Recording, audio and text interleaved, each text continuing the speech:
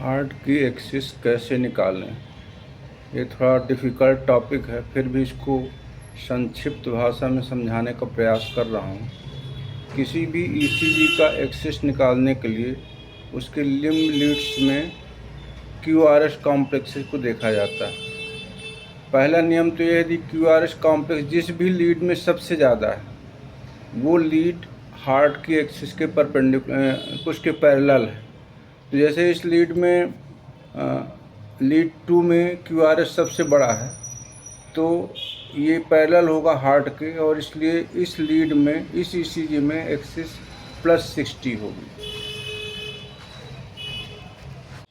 एक दूसरा नियम रहता है कि लिम्ब लीड्स में पहले तो एक ऐसा लीड ढूंढा जाए जिसमें वो बाईफेजिक डिफ्लेक्शन हो, उसका डिफ्लेक्शन क्यूआरएस का ऊपर नीचे बराबर हो या पैरेलल लाइन हो। उस लीड के अपोजिट जो परपेंडिकुलर लीड रहती है, जैसे इसमें फॉर एग्जांपल एवीएल में बाईफेजिक रिफ्लेक्स है, इसकी परपेंडिकुलर लीड 2 होगी और इसमें पॉजिटिव डिफ्लेक्शन है तो इसका एक्सिस +60 होगा।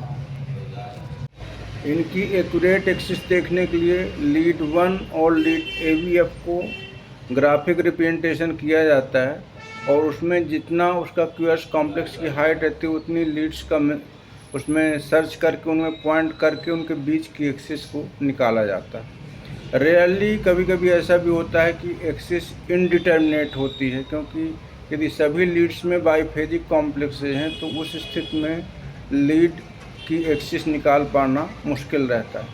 फिर भी जिस साइड में मैक्सिमम डिफ्लेक्शन रहता है उसको और प्लस अपोजिट साइड के डिफ्लेक्शन को दोनों को माइनस करके भी एक्सिस का निर्धारण किया जाता है।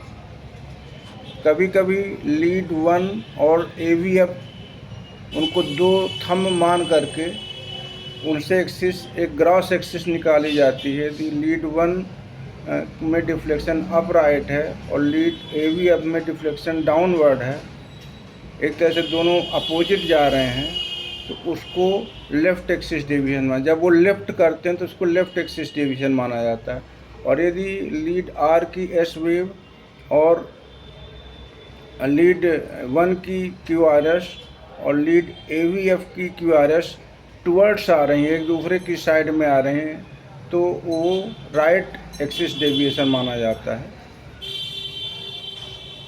पर ये फार्मूला हर ईसीजी में लागू नहीं हो पाता, क्योंकि दोनों में हर ईसीजी में ऐसा मिल पाना संभव नहीं रहता।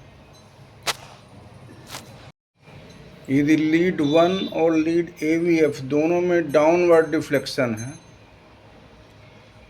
तो उस स्थिति में एक्सिस एक्सट्रीम एक्सिस कहलाएगी।